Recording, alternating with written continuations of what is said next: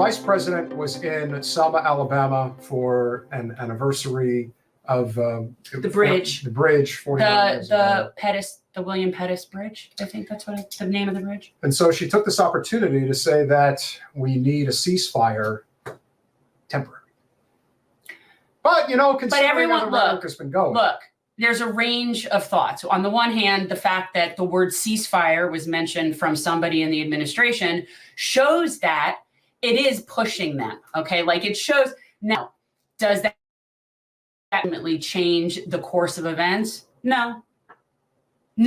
Probably not. And then there's going to probably be people, and again, you know, I'm not on social media, but you'll tell me if this is correct. Are people now going to be speculating that this is a stunt to try to swap Kamala for Joe? I think that's the conversation I have after this. Okay. All right, so here we go. Given the immense scale of suffering in Gaza, there must be an immediate ceasefire. For at least the next 6 weeks, which is what is currently on the table. This will get the hostages out and get a significant amount of aid in.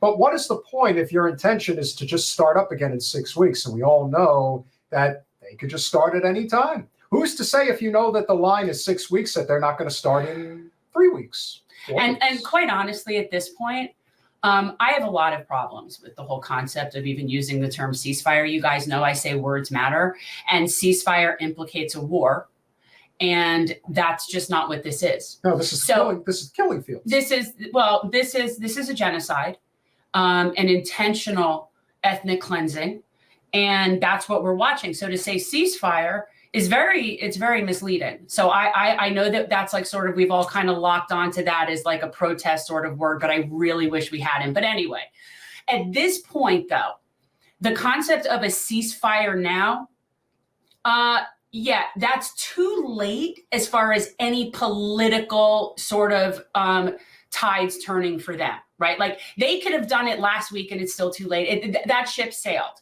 But the concept that they're standing here saying that they want a ceasefire when everything they've said they've wanted every step of the way has been blatantly disregarded by Israel, and yet they continue to keep sending money and weapons. And so now what? We're sending an aid with the weapons. So here we're gonna bomb you and starve you, but we'll throw you a little bit of food here. This is the most ridiculous thing. I can't even like it's just so absurd. It's not a ceasefire. Let's finish it.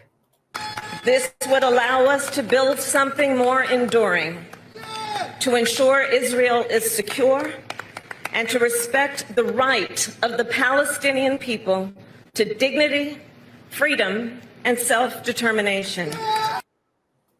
So basically what they're saying is they want their cake and eat it too. That's what they're saying. I would like everyone to also note, and this is something that was pointed out to me. What's the woman's name who's the White House press secretary? Jean-Pierre? Karine Jean-Pierre. Jean-Pierre. About her, when she gave whatever her statement was very recently, wherein she kept tripping over her words because it's very clear that they were told they are not to use the word Palestine. They're not allowed to say Palestine. You could say Palestinians, but you could say Palestinian, but you cannot say Palestine. No. And you watch them like tripping over their words. You watch the headlines where they're saying Palestinians dead in Rafah. They don't say where Rafah is.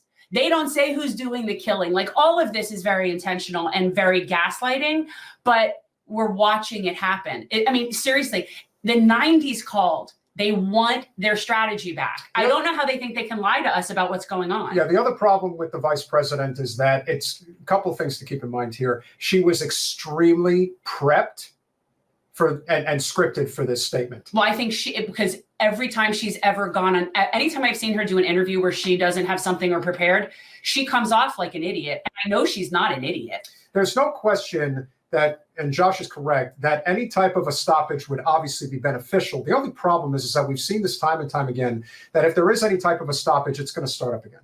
Because their intention is already set in motion. And the reason why I am not convinced that any of this is really going to change anything is simply this. And this was announced by Amy Goodman on Democracy Now! Earlier today, that it has now been reported. Again, could the numbers be exaggerated to some degree slightly? Perhaps, but I know what's real, and I know that the report is up to 1 million Palestinians are now suffering from famine-related diseases. That's pretty effing serious, if you ask me. And it isn't one of those things, once you get to a certain point with famine, it isn't a matter of dropping off food. You get to the point with a famine where the people physically are so malnourished that they can no longer even ingest regular food. Yeah, the damage is done. Yeah. Like the long-term effects of what's going to come from it is going to be absolutely insane. And so like everything else, where pigs get fat and hogs get slaughtered, what would have been, we want a ceasefire, is now this is not over until the occupation is over and there is one democratic state from the river to the sea, and it is not a Jewish ethno-state. That is the only way this ends. It's not a ceasefire. We don't want a ceasefire. Ceasefire indicates there's a war. We would like for the nation state of Israel to stop committing a genocide. We're seeking a cease genocide, okay? Because there is no war. Stop using language that implicates this is a war. Tony, great to see you, and congrats on 2 months. Great to have you. Kamala can't really go off script. I don't think she's capable. No. I also think that the other thing that we have to keep in mind is that I think that part of the reason she was brought out to say that and not Joe is because they are testing the waters to see if she would be capable of two things. One, potentially being the nominee, or two, dare I say, taking over for him.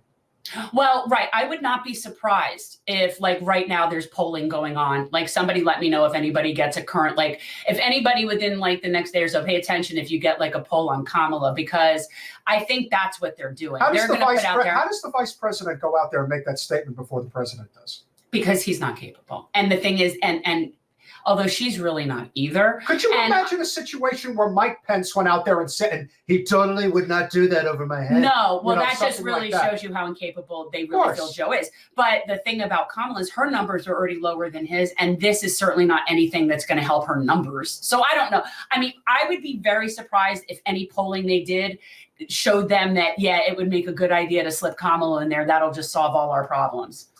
I think that this is, again, point being, and we're going to obviously cover this as we go forward into the evening, but it is pretty obvious to me from where I stand that the reason that this statement is even being made is because clearly what they're doing is working. If you are going to have the type of consistency, because that's always the problem, especially with populist left movements, there's no consistency. You have one great event and then it just dissipates. It doesn't last. Now, what you're seeing is overt consistency. You have, you've even said, the one thing that federally elected representatives hate more than anything else is having to deal with the commoners. And so when the commoners start showing up in the halls of Congress, that annoys them to no end. Why do you think Joe Manchin got up in that kid's face and wanted to get physical with him? Because he can't take it. He doesn't want to be, I want to live my They don't want to have their dinners interrupted. They don't even want to be spoken to when they're walking the hallways of doing their job, which, by the way, is our employees. Those are our employees. They work for us. I don't understand what's going on. It's so upsetting when I see the way that they treat people talking to them so disrespectfully, so condescendingly, when those are our employees. How dare they talk to us that way? Thanks for watching. If you want to support our mission to transform politics into service, please like this video, subscribe, follow us on social media, and consider joining our Patreon, where you'll get early access to our interviews as well as other exclusive content. Links are in the description. Peace out.